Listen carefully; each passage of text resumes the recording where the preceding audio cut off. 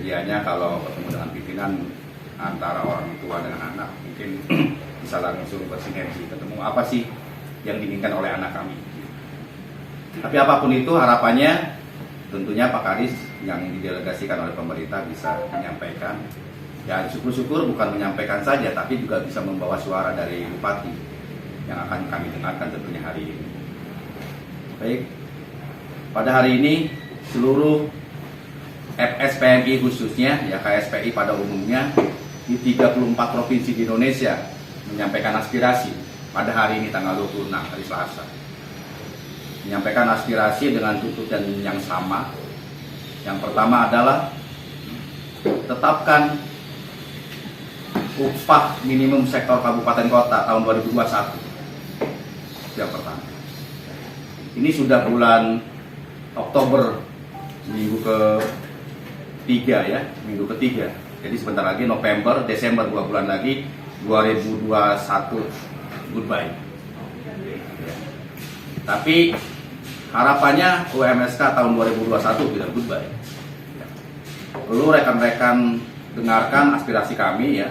Mohon para jurnalis, para wartawan, rekan-rekan dari kepolisian, pemerintah, Kadis Naker dan Malmi ini kenapa baru sampai hari ini masih teriak-teriak? Karena sampai hari ini khususnya para pekerja di perusahaan-perusahaan sektor sampai hari ini sudah bulan Oktober, tinggal 2 bulan lagi 2021 habis, belum naik upahnya. Belum naik upahnya dikarenakan memang yang menjadi guideline-nya, yang menjadi barometernya SK Gubernur sampai hari ini belum ada. Sehingga dasar yang menjadi dasar perhitung kenaikan upah di perusahaan masing-masing menjadi tidak ada. Dari situ pula atas dasar itu sehingga tahun 2021 bagi perusahaan-perusahaan yang bekerja di perusahaan sektor sampai hari ini belum naik upahnya. Tentunya tuntutan kami kaitannya dengan hal tersebut, maka meminta dengan sangat kepada Bupati segera rekomendasikan, segera tetapkan UMSK ataupun apapun bahasanya itu, ya. Bahasanya upah di atas upah minimum, ya, yang pasti nilainya yang akan kita perhatikan menjadi ada. Karena sepanjang itu tidak ada, kami tidak naik tahun 2021. Kami buruh di Kabupaten Bogor, buruh di Indonesia, bukan tidak mengerti kondisi fakta akibat dampak dari corona, bukan tidak mengerti. Tetapi kami tidak ingin bahwa dampak corona menjadi di globalisasi, disamaratakan. Padahal bukan hanya perusahaan saja, kami pun sebagai pekerja dengan adanya corona itu juga menjadi berdampak. Terlebih lagi di mana di saat corona barang serba susah, barang serba mahal, upah tidak naik.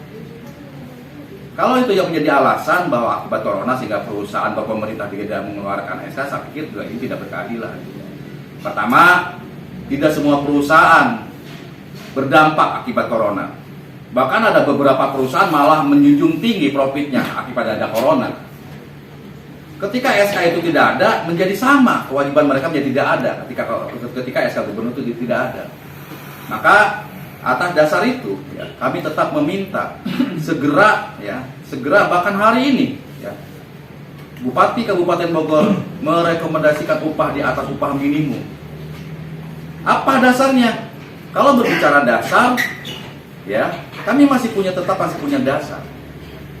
Kalaupun pemerintah berkelit ada surat edaran dari menteri, ada Undang-Undang Cipta Kerja nomor 11 tahun 2020 yang saat ini masih bersengketa karena masih di-JR-kan.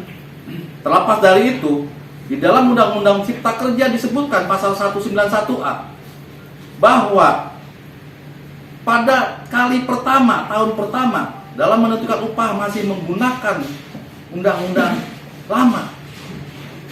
191A, silakan buka kawan-kawan semuanya. Disebutkan dengan tegas, kali pertama, tahun pertama masih tetap menggunakan undang-undang lama. Artinya dasar itu menjadi kuat sebenarnya. Walaupun muncul surat edaran. Pertanyaannya surat edaran dengan undang-undang tinggian mana? Terlebih lagi sampai saat ini undang-undang Cipta Kerja nomor 11 tahun 2020 masih bersengketa, masih kita JR-kan. Sampai saat ini belum selesai. Seyogianya, menurut pandangan kami, jika undang-undang itu masih disengketakan, belum dilaksanakan, tidak boleh dilaksanakan. Tidak boleh dilaksanakan.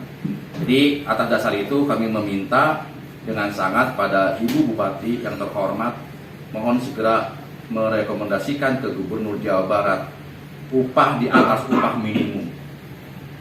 Ya, kita sepakati bahwa bahasa pengganti upah sektor adalah upah di atas upah minimum. Kemudian, itu yang pertama. Kemudian, yang kedua,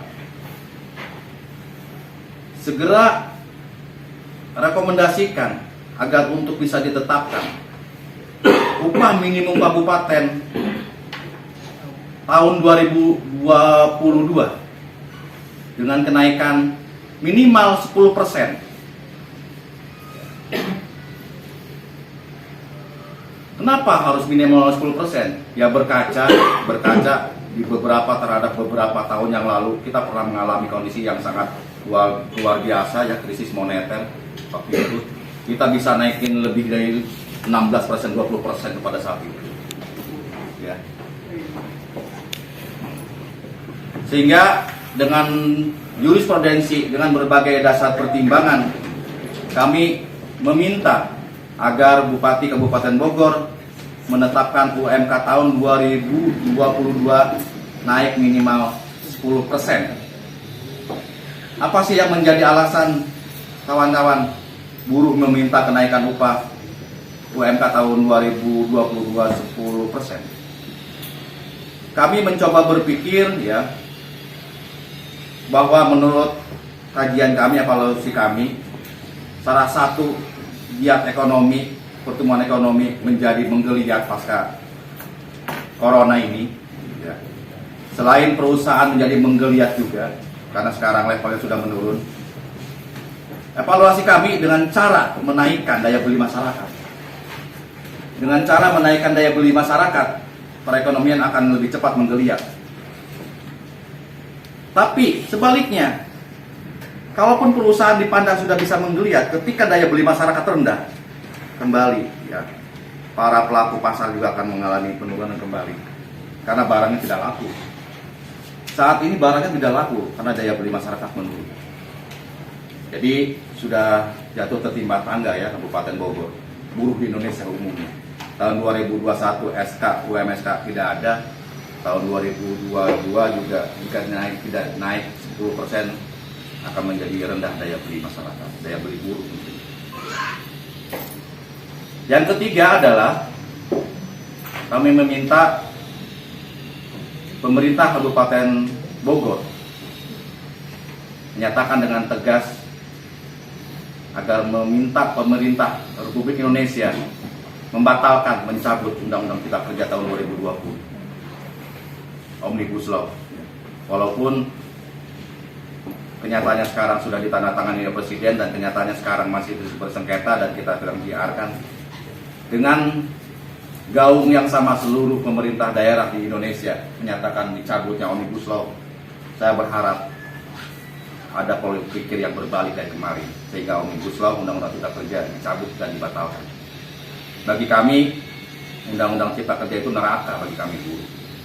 Karena banyak sekali nilai-nilai yang degradasi dari undang-undang sebelumnya. Ayo kita kaji sama-sama kenapa Undang-Undang Cipta Kerja selalu sampai sekarang dan tidak akan pernah kami setujui, tidak akan pernah kami terima Undang-Undang Cipta Kerja. Tidak ada sisi baiknya Undang-Undang Cipta Kerja bagi buruh.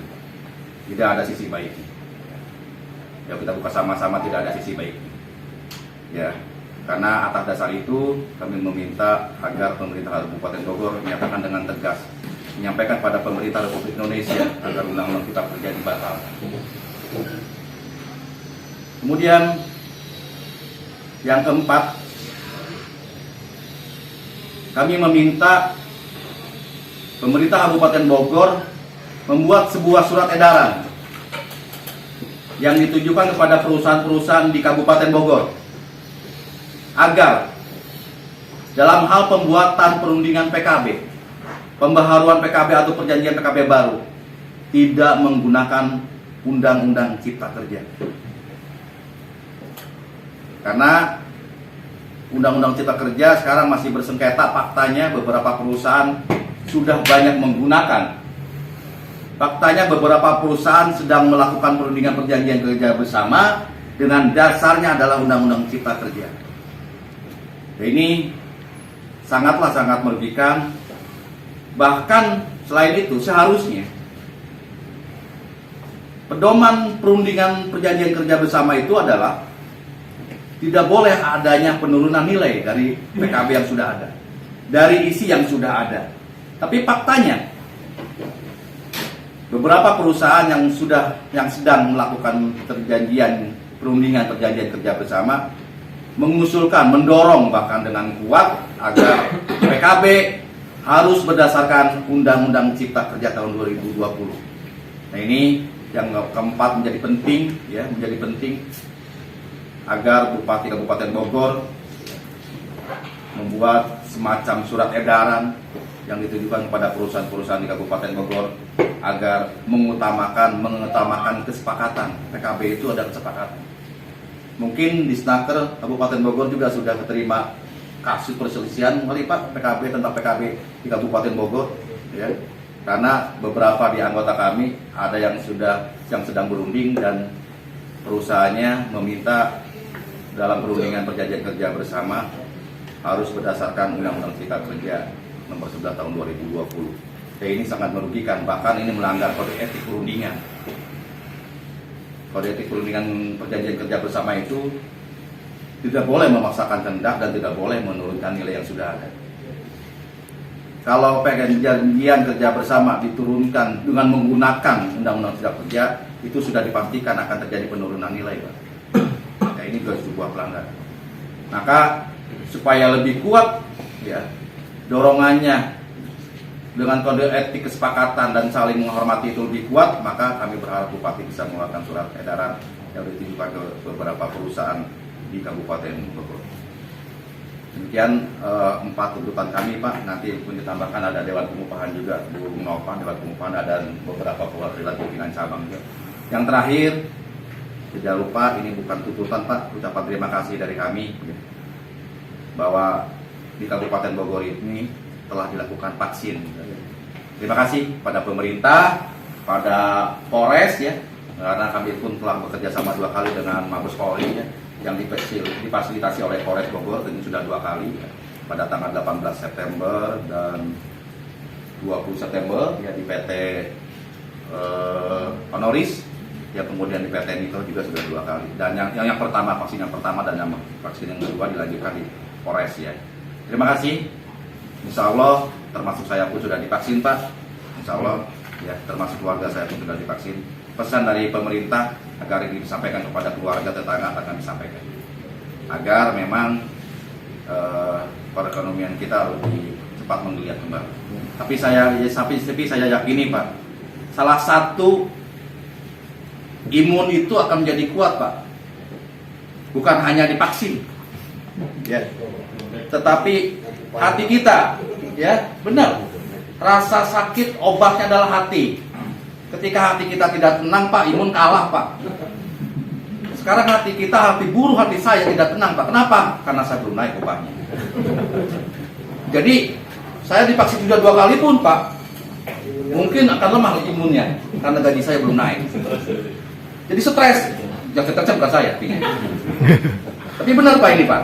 Salah satu memang itu, Pak. Salah satunya. Jadi harapan itu sekali lagi saya terima kasih. Mohon menjadi pemerhati lebih fokus pada nasib buruh di Kabupaten Bogor, Pak. Karena saya yakini dari yang saya baca bahwa pendapatan daerah Kabupaten Bogor itu dan daerah-daerah lainnya 60% itu dari buruh, ya, melalui pajaknya. Sekarang kalau buruhnya tidak mampu bayar pajak, apalagi di PHK, dengan secara otomatis pendapatan daerah juga menurun. Perusahaan juga tidak akan ada menjadi berkembang, Pak, kalau buruhnya tidak ada. Jadi ini menjadi wajar. Buruh menjadi perhatian pertama. Supaya pendapatan daerah menggeliat, pembangunan di Bogor juga kembali menggeliat. Terima kasih. Wassalamualaikum warahmatullahi wabarakatuh. Waalaikumsalam.